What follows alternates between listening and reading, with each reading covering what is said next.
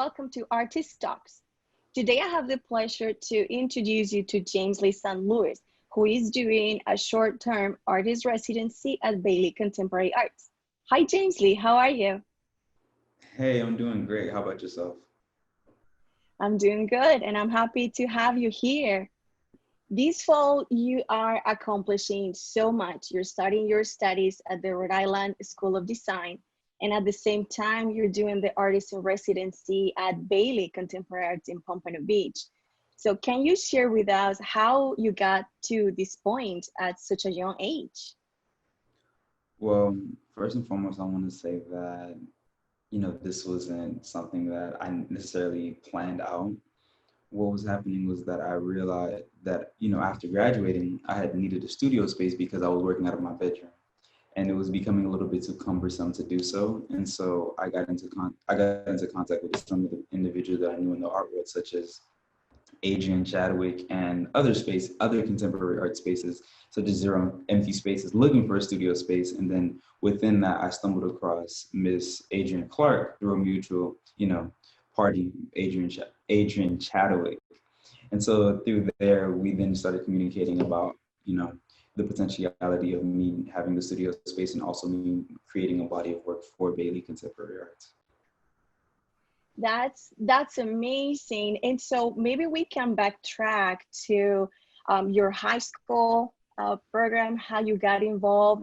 Let's start with how did you get started in the arts? That's a little bit of a tricky question. So the short answer, the answer I always tell everyone was that when I was much younger, there was not very much for me to do aside from, you know, draw and read. And so through that, it became a thing where I was constantly drawing and drawing and drawing. And inevitably, I just stuck with it. And the way I got into Dillard Performing Arts Magnet was that I had been interested in the arts. So at such an early age, like I started magnet programs, by the time I was in middle school, because I had also went to Parkway Middle, and then through there, that also led me to Dillard High School. And so, I've been fortunate enough to have the opportunity to participate in these programs, and have been in these programs for such a long time, and I've just stuck with it. And, my parents have been very supportive, and everyone around me has been very supportive. So through that, I have continued to grow and flourish as an artist. So. And getting into the Rhode Island School of Design in itself, it's an accomplishment. So can you share how did you do it? So honestly, it was very funny because I actually applied to RISD specifically as kind of like a joke, right? And I don't say that not to say I wasn't taking it seriously, but I had applied to over a dozen schools at that point. And then it was the last day of application, and I was like, this is a school, it exists, and I might as well apply because I have all the materials ahead of me. So I sent in an application. Fortunately for me, they accepted me, and not only did they accept me, they gave me a very competitive scholarship. So I was very surprised, but I'm also very thankful and grateful for the opportunity. And, I'm looking forward to all the opportunities that being at RISD provides. That's really impressive. I think that shows that opportunity was waiting for you to apply. So that's an accomplishment, not only getting in there, but getting in at a scholarship. And I think that the moment that you're living right now tells a lot about you because of course you're starting your schools virtually, but then you're also pursuing this residency at Pompano Beach, which it tells a lot that you have a lot of drive in you. So let's talk about Bailey Contemporary Arts. Why were you looking? I mean, it was obviously about the space. You mentioned before that you were looking for a space, but beyond that, what called your attention to the program? And is there any specific project that you plan to work on while you're there? So with Bailey specifically, the reason why I was drawn to even come to this space was because, community, like that was at the top of my list. Just being someone who's been a part of the community and has, been a part of the events that have been going on, I knew that Bailey was a space that oftentimes serviced the community. And so I thought I thought it would have been a great opportunity for me to not only create work to speak to the community and to also, represent my community very well, but to also be in a space where it's communally operated. and it's also giving back to artists within the community. So I thought just being here for me is really impactful because I feel that Bailey is doing a lot to contribute to not only the art scene in Pompano Beach, but also contributing to artists' careers as well with having the studio spaces, with having exhibitions, and with having events just within the space itself. And so, that was the primary that was the primary thought process when I was looking into getting the studio space at Bailey. That's that's incredible. That's incredible that you found us, and I know that the city and the department is really happy to have you there and support you this way. And I know that I've talked to you separately in another opportunities, and to me, you also strike me as a kind of an entrepreneur because to me it seems that you have these goals that you want to achieve. So you don't only want to explore your creative aspect and do it with the talent that you have, but you also want to make sure that you get where you want to go.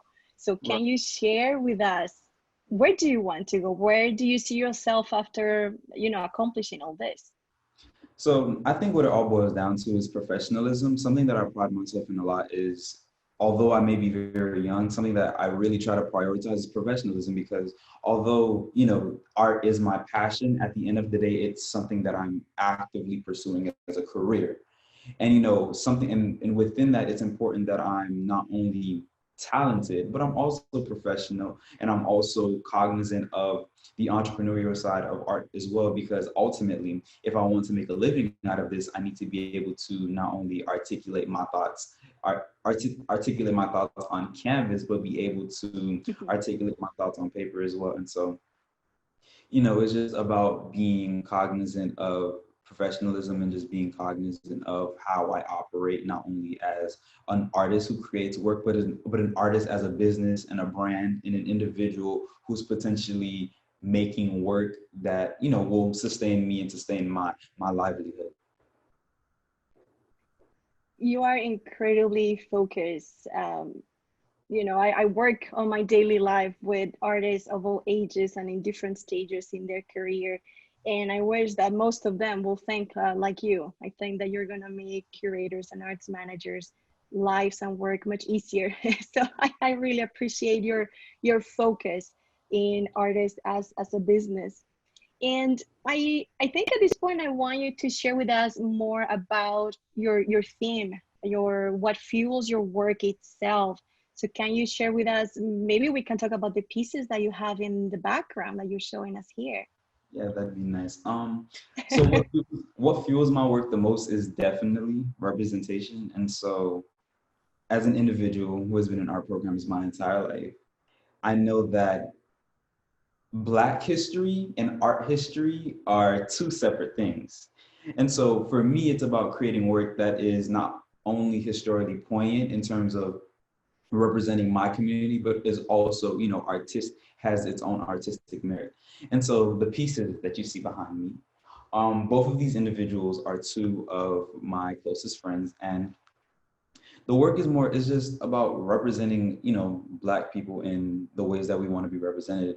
And soon, when the work is finished and the exhibition goes up, you'll hear more about the project and how the project represents the paintings, as well as another component that will be a part of it. And so I'm really excited to share that, and I'm really excited to, show the world what I have to show. But right now I think it's just about representing people visually and representing Black people and Black culture in all the ways that we exist. What I like of seeing you here right now is that we're looking at you at your studio in Bailey Contemporary Arts, and these are work in progress. So like you Mm-hmm. said, we will see the final version when we meet again, to talk about the final, how they look and all that went into there. Um, I want to ask you what inspires you. If we can get deeper into that, or are there any artists that you follow that inspire you? Yes, so there are a great many things that inspire me, but I think the most important thing to me is just living. and my livelihood as just a Black individual. And so that is what inspires me the most. And in terms of the artists that inspire me, I have an amalgam. I can go on forever, but I want to say that I'm limited to about five. Kahende Wiley, Toyin Oji Aditola, excuse me if I'm butchering her name, Riley Holloway, Maliko Mogosi, again, I apologize if I'm butchering the name, and Kerry James Marshall and Titus Kafar. So those are the main artists that are inspiring me right now, and they're all Black. Unfortunately, it's six Black men and one Black woman, one Black woman. I'm a little biased, but that's okay. But those are the artists that are inspiring me right now, and mostly because their work ranges in medium and subject matter, but the common denominator is that they're all creating work about Black people and Blackness, and that really inspires me to just continue to create more work about that and more work that is important to me. And so, yeah, those are the artists that are inspiring me right now. Jamesly, you have this project with the coloring book that you show us at some point, and you're planning even on adding some personalities from Pompano Beach. Can you share with us a little bit more how that project came to be, and what are you doing with the Pompano Beach community? So yes, so one of the things that I've been doing with Bailey, and by extension the city, is that we decided that we wanted to have some coloring pages for the local community. And the coloring pages is going to be focusing on two historical Pompano figures, and how they've, interacted and how they've impacted the community at large. And so the coloring pages is basically an activity to allow students and children to engage with the women, but also be learning about what they did and why it was significant to the actual city of Pompano Beach. And so what I'm working on is I'm working on creating the actual coloring page, Jizz, and getting the likenesses of the two individuals so that they can be a part of the learning process for the students, as well as the young ones that will be actively engaging with the work. Well, that's great. And it seems that you managed to integrate this Pompano aspect into your larger coloring book project. So maybe can you tell us about what the larger project entails? So yeah, the project that I've been working on for a little while was that I wanted young Black kids, more specifically young Black men, to engage with art. And so I wanted to create a coloring book that allowed them to engage with art and creating and being creative, but also engaging with history and the history of Black men. And so the coloring book that I have yet to title is about it, features a number of historical Black figures and contemporary Black figures, and it's supposed to be teaching young Black boys about history, while also giving them a creative outlet outside of possibly sports or anything like that. And so it was just me thinking about what my younger self would have wanted, or what my younger self may have needed to feel a bit more supported and a little bit more engaged and with artwork and being a creative individual. It's incredibly interesting how you're thinking about the future, but helping younger people, how they see represented in historical books. So your project is incredibly important. And I think I want to ask you, what advice would you give even your younger self or people that are starting their career in the arts? What advice would you have for them?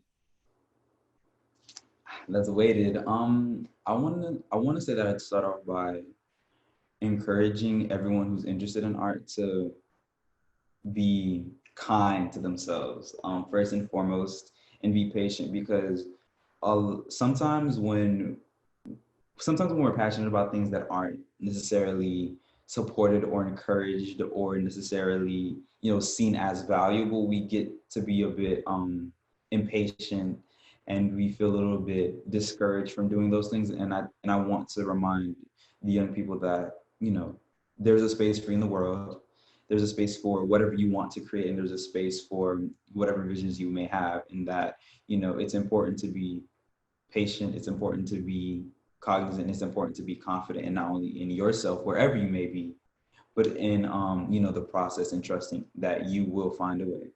And secondly, I want to say that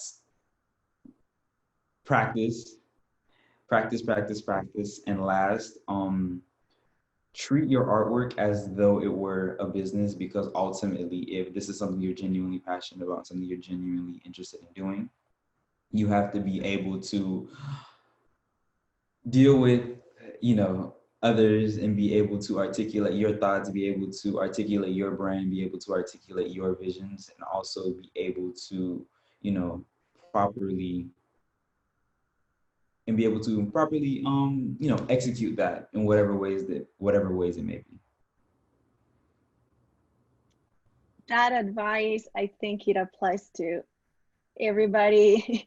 Actually, even pursuing any type of careers, you're so focused and so centered. And I really, I mean, I know that you have a team of people behind you, supporting you and trying to see where you're gonna go next, so you can add me. And I think a lot of people watching this today, we want to see where you go with this focus that you have. And I want to introduce, we have a special guest joining us today. Her name is Adrian Clark. She works also for the Cultural Affairs Department in Pompano Beach, and she is the person who is putting this pilot program together for the short-term artist residency at Bailey Contemporary Arts. So hi, Adrian, how are you? Good morning. Hi, Juliana. How are you? Good morning. I'm doing all right, and curious to hear more about how this program got started. What are the goals? What inspired you to create it?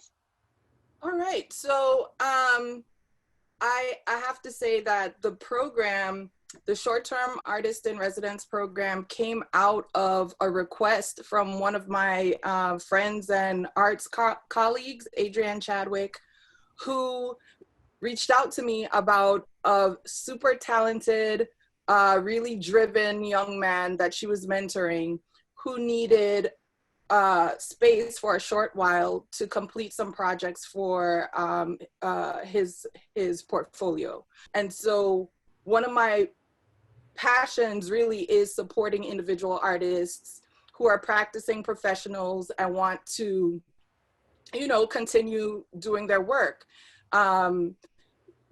Youth artists hold a special place in my heart as well. So this was kind of like a culmination of two of my passions coming together. And I thought it was worth a shot to approach our director, Phyllis Korab, about this opportunity. And I knew that she was also very interested in supporting young artists and creating this opportunity for youth to be supported by the city of Pompano Beach, young artists to be, you know, because we are concerned about young artists feeling like they don't have anything to come back to.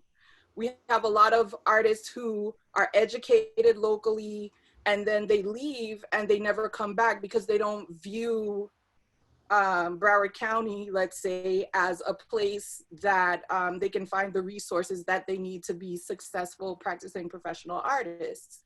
So the idea was twirling in my mind, and after speaking to Adrian Chadwick and talking a little bit to our leadership team here with the city of Pompano, it seemed like a really great opportunity for us to start having these conversations with young artists. So that is essentially how the short-term artist in residence program came about. In terms of goals, our goals are really to support young artists with the resources that we have so that they can see Pompano as a place for them, you know, and know that they have this community of support. So that's really the primary goal. We've been super lucky to have Jamezly as our very first short-term artist in residence. through your conversation with him, I'm sure you realize that he's exceptional, you know, and he really is. And he kind of embodies everything that I've always hoped for over the years. Like Juliana, like you said, working with a lot of artists, you know, he's already so far ahead of the game. And so it's really been a treat to work with him. It's been a pleasure to be able to support his need. And we really are excited to see what is going to result from this. Funny story that I'll just add in real quick. I was sharing with one of my friends as I'm developing the program, and she just said to me, she's like, wait a minute, he went to Dillard High School? I said, yeah. She's like, I bet you I know who it is. People know him already. And she said one of the things that really stood out for her was that on day one, he walked up to her and gave her a business card.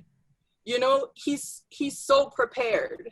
His website, you know, I mean, it's mind blowing, right? Because there's nothing to stop him. And as far as the body of work that he's working on, it's so important and so near and dear to my heart as well, because being Black in America, yeah, there are often many times when you don't see yourself reflected back to you, and it kind of closes doors, not even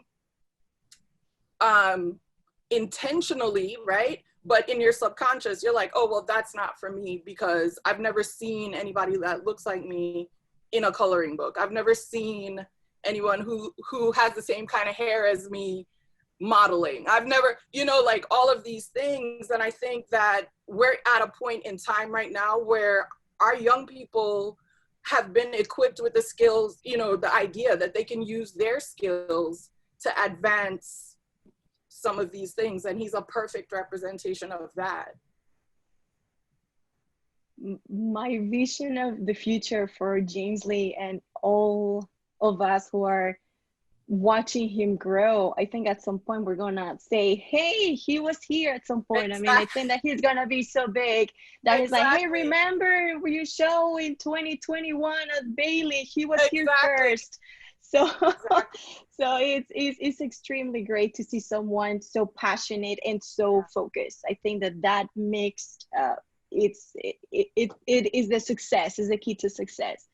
Absolutely. So I think that we reach a point today of this excitement, but I think we have to wrap it up. I want to thank our lovely guests for today, Jamezly, St. Louis, Adrian Clark. Thank you so much for this wonderful conversation today. Thank you. Thank you so much. You're so welcome. And I want to thank our viewers for joining us to another Artist Talk.